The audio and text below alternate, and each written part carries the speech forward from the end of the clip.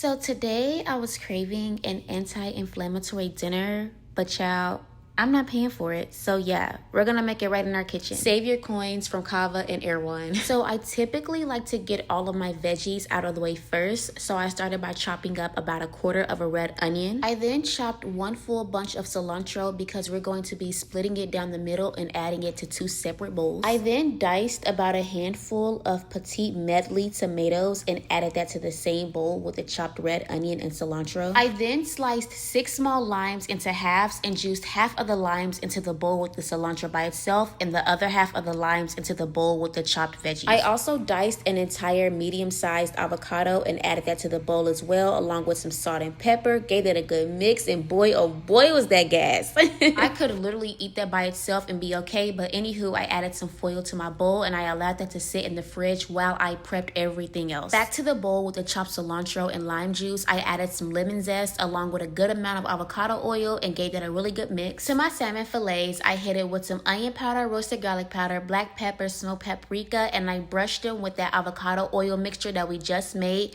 and be sure to hit every corner. I allowed that to marinate for about 15 minutes while I worked on my potatoes. I sliced about 8 petite red potatoes into quarters, put them in a mixing bowl, hit it with some avocado oil, black pepper, salt, smoked paprika, and thyme leaves, and blend it together well. I allowed my potatoes to air fry at 375 degrees for about 25 minutes. To a pan on medium heat, I went ahead and pan-seared my salmon for about 9 minutes and added just a tad amount of butter and minced garlic for flavor and juiciness. To that same pan, I toasted about a handful of sliced almonds before adding in my asparagus and hitting it with some black pepper, a tad bit of salt, and roasted garlic powder. I cooked down my asparagus and allowed it to simmer on low with the lid on for about 5 minutes. And of course, you cannot forget that veggie mixture from earlier to add on top of your salmon, and just look at that masterpiece. It's definitely given Ruth's Chris, Del Frisco's, Perry's, STK, Ocean Prime.